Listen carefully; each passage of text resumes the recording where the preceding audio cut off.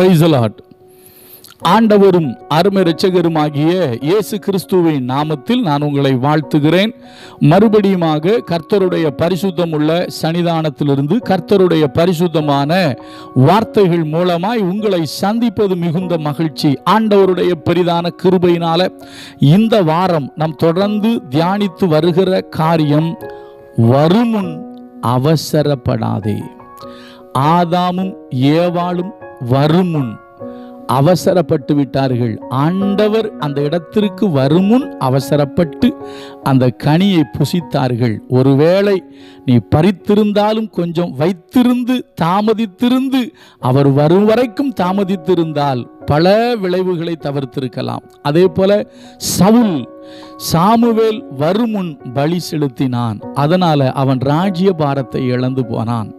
இதையெல்லாம் நம்ம பார்த்தோம். இப்போ நம்முடைய ஆண்டவராகிய இயேசு கிறிஸ்துவிடம் இருந்து ஒரு காரியத்தை நம்ம கற்றுக்கொள்ள போறோம். அதுவும் வருமுன் தான். என்ன வருமுன்? வருமுன் அவசரப்படாதே. ஏன்னா இயேசு கிறிஸ்து எப்பொழுதுமே வருமுன் அவசரப்படுகிறவர் அல்ல. அவரை பின்பற்றுகிற நீங்களும் நானும் அப்படித்தான் வாழ வேண்டும். வாசிக்கிறோம் பாருங்க, யோவான் 2வது அதிகாரத்தில் வேதம் இப்படியாக சொல்லுகிறது. யோவான் 2வது அதிகாரம் 4வது வசனம். அதற்கு இயேசு, ஸ்திரியே, எனக்கும் உனக்கும் என்ன? என் வேளை இன்னும் வரவில்லை என்றார். எப்படி? எனக்கும் உனக்கும் என்ன? என் வேளை இன்னும் வரவில்லை என்று ஆண்டவர் சொல்லுகிறார். யாரிடத்தில் சொல்லுகிறார்? நமக்கு நன்கு தெரிந்த ஒரு வேத பகுதி. இயேசுவும் அவருடைய சீஷர்களும் கானாவூர் திருமண வீட்டிற்கு அழைக்கப்பட்டிருந்தார்கள். அழைக்கப்பட்ட இயேசு குடும்பத்தோடு அங்கு வந்திருக்கிறார். வந்த இடத்தில் திராட்சரசம் பற்றாக்குறை ஏற்பட்டு விட்டது. அப்பொழுது மரியாள் வந்து இயேசுவிடம் சொல்லுகிறார்கள், அவர்களுக்கு திராட்சரசம் இல்லை என்று சொல்லுகிறார்கள். அப்பொழுதுதான் இயேசு இந்த வார்த்தையை சொன்னாரு, ஸ்திரியே, உனக்கும் எனக்கும் என்ன? என் வேளை இன்னும் வரவில்லை. அப்பன்னா அவர் என்ன தெரியுமா சொல்றாரு? வேளை வருவதற்கு முன்பு அவசரப்படாத. இன்றைக்கு ஊழியக்காரங்களும் விசுவாசிகளும் தேவனை அறிந்த தேவ ஜனங்களும் மிகவும் கவனமாக இருக்க வேண்டிய ஒரு விஷயம் என்ன தெரியுமா? தேவனுடைய வேளை வரும் முன் நாம் அவசரப்படக்கூடாது. இன்றைக்கு நிறைய பேர் ஆண்டவருடைய வேலைக்காக காத்திருக்கிறதே கிடையாது. ஆண்டவருடைய வேலை வரும் முன் அவர்கள் அவசரப்பட்டு, அப்படி அவசரப்பட்டதனால ஏற்பட்ட விளைவுகள் ஏராளம். நான் கடந்த 2 நாட்களாக அதை பற்றி பேசியிருக்கிறேன், தொடர்ச்சியாகவும் பேசுகிறேன். வரும் முன் அவசரப்படாதே என்று சொல்லி இன்னும் நம்ம கொஞ்சம் உள்ள போய் பார்க்க போறோம். இன்றைக்கு நம்முடைய ஆண்டவராகிய இயேசு கிறிஸ்து நமக்கு முன்னோடி அவர்தான். அவர் எப்படி தேவனுடைய வேலையின்படி வாழ்ந்தார். அவர் தேவனுடைய வேலை, அந்த வேலை வர்ற வரைக்கும் வெயிட் பண்றாரு. இயேசு கிறிஸ்து 30 ஆண்டுகள் காத்திருந்து அதற்கு பின்புதான் அவர் ஞானஸ்நானம் பெற்று கர்த்தருடைய ஊழியத்தை அவர் செய்ய ஆரம்பித்தார். இப்ப இங்க சொல்றாரு, என் வேலை இன்னும் வரலங்கிறாரு. என்னுடைய வேலை இன்னும் வரல. என்னுடைய வேலைக்கு முன்பதாக, அதாவது இன்னும் சொல்ல போனா தேவனுடைய வேலை வரும் முன் நான் அவசரப்பட்டு எதையும் செய்ய மாட்டேன். அதுதான் இயேசு கிறிஸ்து இங்கு நமக்கு கற்றுக் கொடுக்கிற ஒரு செய்தி. இன்னொரு வசனத்தை படிக்கிறோம் பாருங்க. இயேசுவுடைய சகோதரர்கள் அவர்கிட்ட பேசுறாங்க, நீர் பிரபல்யமா இருக்க விரும்பினால், எப்படி? நீர் பிரபலியமா இருக்க விரும்பினால் நீர் பண்டிகைக்கு போவோம், வெளியரங்கமா போய் வேலை செய்யும் அப்படிங்கும் போது இயேசு ஒரு வார்த்தை சொல்றாரு பாருங்க. நான் வாசிக்கிறேன். யோவான் 7வது அதிகாரம் 6வது வசனம். யோவான் 7:6. இயேசு அவர்களை நோக்கி, என் வேலை இன்னும் வரவில்லை, உங்கள் வேலையோ எப்பொழுதும் ஆயத்தமா இருக்கிறது. எதுக்கு? பிரபல்யம் ஆகிறதுக்கு. என் வேலை இன்னும் வரல. என்னை நானே மகிமைப்படுத்திக் கொள்ளுகிறது அல்ல, என்னுடைய மகிமை வெளிப்படுவதற்கு இன்னும் வேலை வரல. இதுல ஊழியக்காரங்க ஒன்று கவனிக்கணும். இன்றைக்கு சில பேர் ஊழியத்துக்கு வந்தால் உடனே அப்படியே பெரிய லெவலில் போயிடணும், தங்களை டீம்னு காமிக்கணும் அப்படின்னு சொல்லி நிறைய வேலைலாம் செய்வாங்க. சரியா? ஆனால் இயேசு கிறிஸ்து பிரபல்யத்தை விரும்பவில்லை. அவர் சொல்றாரு, என் வேலை இன்னும் வரல. ஏன்னா இயேசுவுக்கு தெரியும், என்னை மகிமைப்படுத்த போறது பிதாதான் என்னை மகிமைப்படுத்தணுமே தவிர நானாக என்னை மகிமைப்படுத்தி கொள்ள மாட்டேன். ஏன்னா இவங்க கேட்குற கேள்வியை தான், பிரபல்யமாகணும்னா நீர் அங்கே போங்க அப்படிங்கிறப்பல. அப்போ தான் அவர் சொல்றாரு, என் வேலை இன்னும் வரல. எப்படி? நான் பிரபல்யமாகிற வேலை இன்னும் வரல. அப்போ வேலைக்கு முன்னால நீங்க அவசரப்படாதீங்க. உங்களை ஊழியத்துக்கு கர்த்தர் அழைத்தார். நான் ஒன்று சொல்லட்டுமா? வசனம் தெளிவா சொல்லுதுங்க. எவர்களை முன்குறித்தாரோ அவர்களை அழைத்தார். எவர்களை அழைத்தாரோ அவர்களை நீதிமான்களாக்கினார், எவர்களை நீதிமான்களாக்கினாரோ அவர்களை மகிமைப்படுத்தினார். இது நடந்தே தீரும். ஆனா நீங்க ஊழியத்துக்கு வர்ற சில பேர் என்ன பண்றாங்க தெரியுமா? வந்த உடனே அப்படி டாப் கியர்ல மேல போயிடணும்.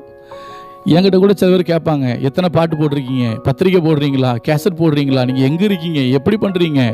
நிறைய இடத்துல நடந்திருக்கு. செய்தி கொடுத்ததுக்கப்புறம் கீழே ஸ்டேஜை விட்டு கீழே இறங்கினா கேட்பாங்க, நீங்கள் ஏதாவது பாட்டு கேசட் போட்டிருக்கீங்களா, சிடி போட்டிருக்கீங்களா, பாட்டு போட்டிருக்கீங்களா, இல்லைன்னா விசிட்டிங் கார்டு கொடுங்க, அதை கொடுங்க, இதை கொடுங்கம்பாங்க. ஐயாம்மா ஒன்றுமே கிடையாது.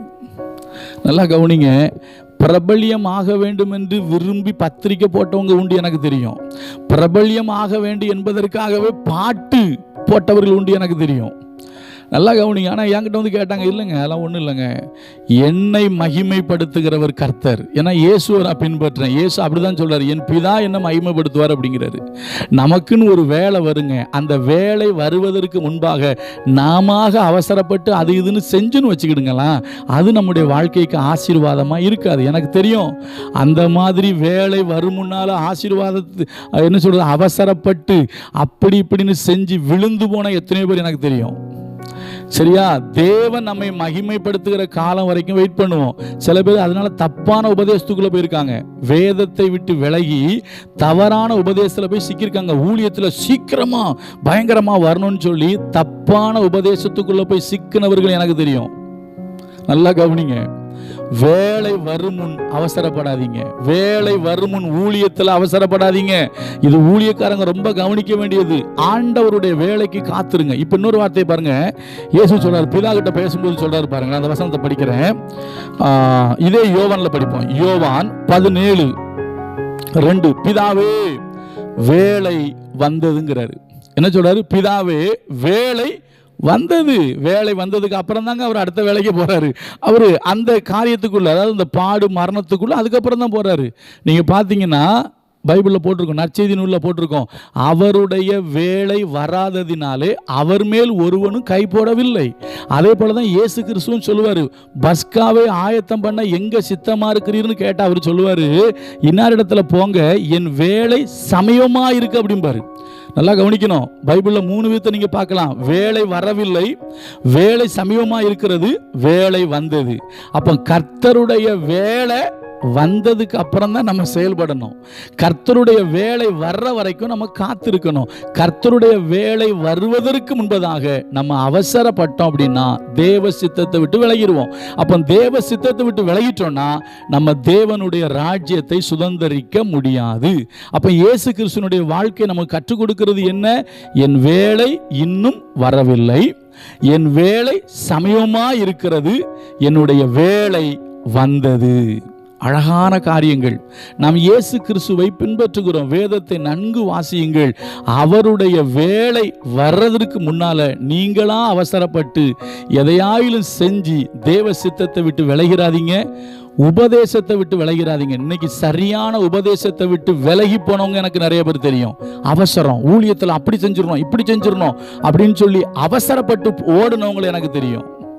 பைபிள் சொல்லுது, நமக்கு நியமித்திருக்கிற ஓட்டத்தில் பொறுமையோடு ஓட கடவோம். ஐயா, இந்த பூமி நம்முடைய சொந்தம் அல்ல, லக்கை அடைவதே நம்முடைய லட்சியம். கர்த்தர் நல்லவர், அவர் கிருபை நம்மில் என்றும் உள்ளது. God bless you.